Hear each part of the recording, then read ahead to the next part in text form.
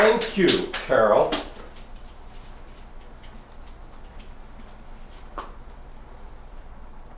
Our third speaker is Mike Mauser.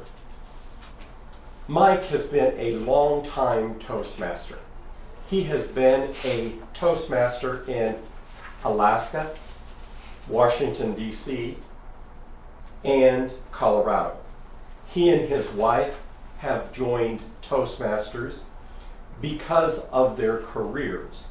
They have continued with us in their retirement. Mike and Helen travel extensively. Mike and Helen were in Egypt in April for over 2 weeks. They went as members of the Rotary Global Travelers, so their trip involved visits to potential and ongoing Rotary projects. But the group also had tours of interesting historical and tourist sites. Mike will be talking about their visits and to one of the pyramids today, so please join me in listening to Mike's travel adventures.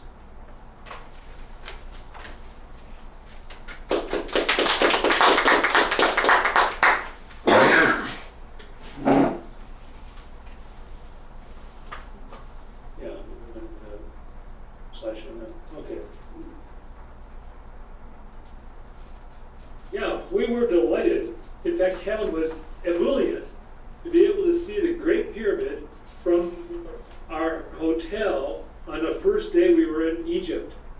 And because we were also able to start our tour with the pyramids. Now there are over 100 pyramids in Egypt. Exact number depends on what you count as a pyramid. Pyramids started out as a stacked up mastaba.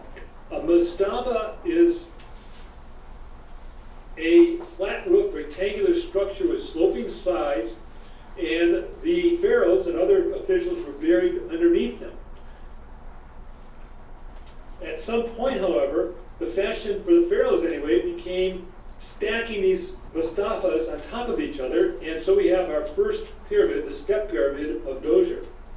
We saw about a dozen pyramids of different sizes and shapes, culminating with the Great Pyramid, also called Khufu's Pyramid. At 481 feet in height, the Great Pyramid was the tallest man-made structure for almost 4,000 years.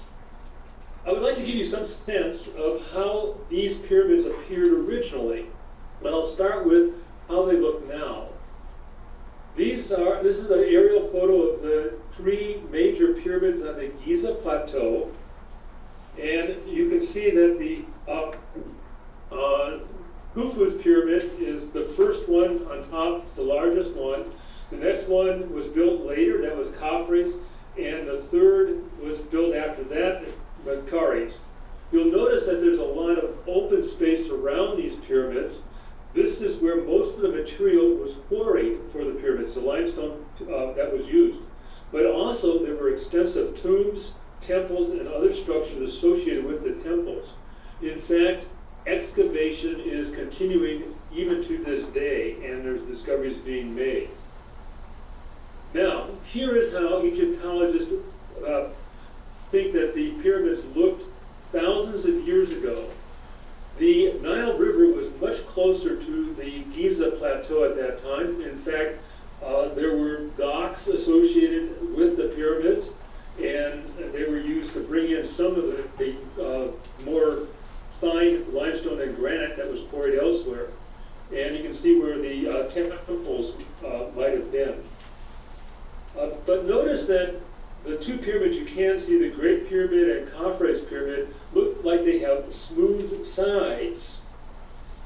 And this is what they think that Khafre's Pyramid might have looked like back then. The sides were smooth. Today you can only see the very top of the Khafre's Pyramid is smooth in a few places where the base of Khufu's Pyramid was excavated more recently. To get some idea of what this was like. Well, what happened to this limestone? Well, it was more valuable. It was very nice quality limestone, and it was used to build mosques and other buildings in Cairo over the years.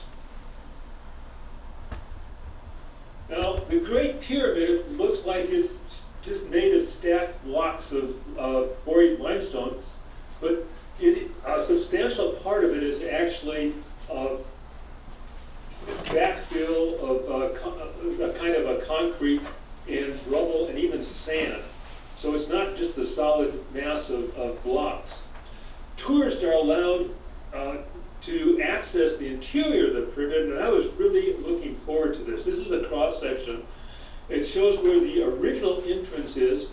This passage has been blocked off many years ago when the tomb was sealed.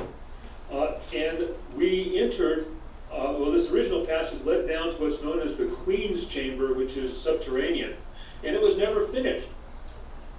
The current entrance is actually what is known as the Robber's Tunnel. And this tunnel was probably built very soon after the pyramid was finished, after the pharaoh had died and the economy had collapsed. And it was thought that that was the case because to do a tunnel like this and to intersect, you need to have the knowledge of where these structures were internally, what obstacles you had, and you had to have a skilled workforce that would be able to quarry their way through. I was really looking forward to doing this trip in through the Robbers Tunnel because it afforded me the opportunity to look at this walls and ceiling and affirm for myself that indeed it not only tunneled through limestone blocks, but also through rubble that was cemented. The tunnel bypasses the blockage that was deliberately put in when the tomb was sealed. Now, tourists aren't allowed to continue down to the lowest chamber, so we continued up what was known as the ascending passage, and that culminates in the juncture where you go three different ways. One way is what is known variously as the well shaft, the escape shaft, or the robber shaft. The purpose of this shaft is really not known, but I like the idea that at one time the plateau was much wetter, and in fact I believe they might have had a spring there, a freshwater source, and that perhaps people just burrowed down and extended the shaft as the water level dropped. And that perhaps that this was a sacred site, and this is why the pyramid was sited where it was. But this is just speculation. We don't know for sure about any of this. There is a limestone grotto on the way, which does seem to confirm that there was at least a cave system there. Now, the next passage is called the horizontal passage that leads to the Queen's Chamber. Now, this is just an arbitrary name. It was probably a chamber that was built and Khufu decided he didn't really want to be in that chamber, or maybe it was intended for a statue of Khufu. It probably wasn't really for the Queen. Leading off from the Queen's Chamber are two other very small passages that don't go all the way to the surface of the pyramid. They're known sometimes as an air shaft, but they don't connect to the air. They might have been used for communication while the pyramid was being built, or they might be there for religious purposes. No one really knows. Tourists are only allowed to go up through the Grand Gallery, and I was really looking forward to this because it is a very impressive feature, and nobody really knows what it is for either. It's 28 feet high, 7 feet wide at the base, and very smooth limestone walls, very, very well finished. One of the ideas is that it might have been used as kind of a trolley way where we had counterweights that helped bring these granite blocks up that were used to house the top of the King's Chamber. The Grand Gallery culminates in the King's Chamber, and this is as far as you can go as a tourist. We were, didn't stay long in there. nothing on the walls, there's no painting, no engravings or anything like that, like there are in more recent historic sites in Egypt. Just a granite sarcophagus, and it was very hot and humid. So we were happy enough to leave. I could say a whole lot more about the Great Pyramid. There's a lot that's not known. There's a lot of unique features and fascinating theories about how it was constructed. But I hope I left you with a greater appreciation for this iconic structure. Mr. Table. Thank you very much, Mike. We have reached the point of our meeting where we have table topics. I am going to introduce Laura Eklund. She is with Alfred Drilling, and she has joined our club to improve her ability to speak, and she also wants to be able to do presentation skills. So please help me join Laura as she presents our table topics for the day. Thank you, Toastmaster. Thank you, fellow Toastmasters and distinguished guests, for joining us today. I'm happy to have you. This morning I'm going to be doing table topics, so I am looking for an ebullient speaker to speak on what is your dream vacation. Any volunteers? Ben, good.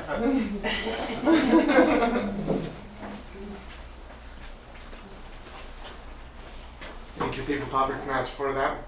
As you mentioned, we were talking about what would be my dream vacation. On my bucket list is going to Europe.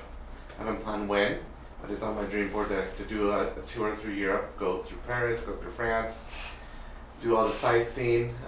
My sister and brother-in-law went just probably a couple years ago, so definitely we'll be hitting them up for some tips and tricks on where to go and what not to do. So Europe is on my list for summer vacation. Thank you. Thank you, Ben. Okay, my next volunteer, come on up. If you could travel anywhere, anytime, where would it be and why? Thank you, Laura, for that interesting table topics. So if I could travel anywhere and any time, where would it be? I would probably have to say, so as we know, I'm an avid traveler. Past couple weeks I've been traveling all over. I've actually been to Death Valley recently. Today was actually supposed to be in Moab, but my plans had recently changed. So for a place to go and when, I would actually say would be my next biggest trip. And as Ben said, Europe. So in September, I have a 2-week trip where I am going to London, Paris, and Valencia. And so on this trip, I want to see a bunch of different places, including those cities. But as I've mentioned, like I do a lot of folk dance. So my emphasis for London is actually looking at some Morris dancing and getting to experience some of that traditions. Paris, my mother is a huge Disney fan, and so we will be doing Disneyland Paris.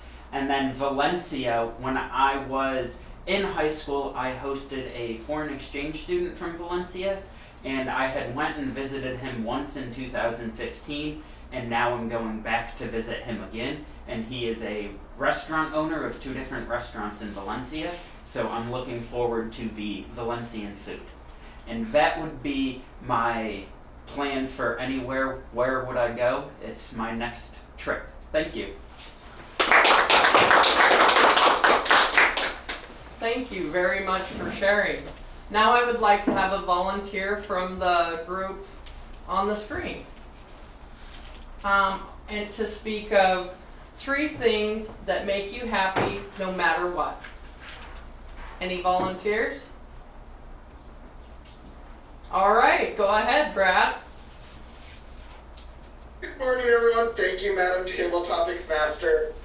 I need to start the timer. There's a lot of things that make me happy, but right now, I mentioned earlier, I'm in the middle of planning a state art conference, and I have realized that event organizing is something that brings me a lot of stress, a lot of, PTSD memories from organizing the gathering. So 3 things that make me happy that I have been doing specifically to combat the stress from going back to event organizing. 1, watching bright, colorful, low-stakes television series. Lately, I have been binging The Gilded Age on HBO. If you haven't seen it, it's by Julian Fellows, who's the guy who made Downton Abbey. It's his take on the basically 1890s New York. So robber barons and society drama and beautiful dresses and plot lines that don't really make sense and have no stakes. But Christine Baranski is having a lot of fun as the society matron. Another thing that makes me happy is Lego, and I need to turn off the background because I need to show you this Lego set I just got. That is of the Great Pyramid of Giza. And the other thing that makes me happy is Toastmasters, so thank you all for helping keep me sane. Back to you, Madam Toastmaster. All right. Thank you, guys. Thank you for sharing your stories. Thank you. Thanks, George.